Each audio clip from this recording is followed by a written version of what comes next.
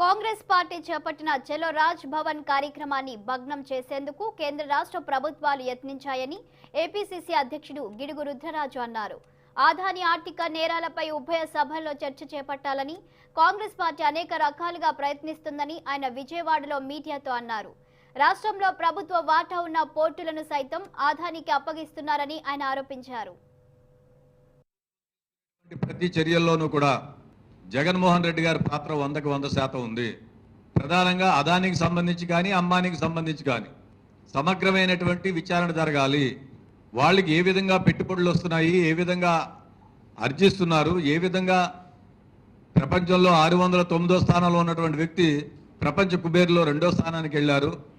వీటిలన్నిటి మీద కూడా సమగ్రమైనటువంటి విచారణ జరిగి జాయింట్ పార్లమెంటరీ కమిటీ వేయాలని కాంగ్రెస్ పార్టీ డిమాండ్ చేస్తుంది. దానికోసం కాంగ్రెస్ పార్టీ ఆధ్వర్యంలో ఈ పోరాటం కొనసాగుతూనే ఉంటుంది.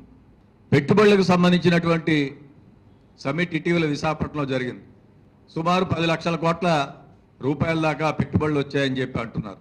చాలా హాస్యాస్పదంగా ఉంది.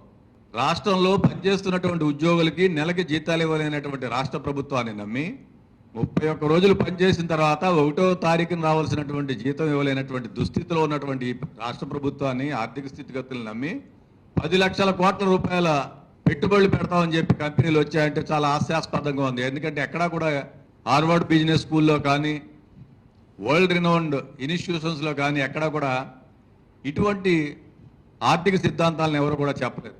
సో నమ్మకము, విశ్వాసము సడలిపోయి కాంట్రాక్టర్లు కాంట్రాక్ట్ చేయలేనటువంటి పరిస్థితుల్లో ప్రభుత్వం కాంట్రాక్టర్స్ యొక్క టెండర్స్ అప్లికేషన్లో క్లాజు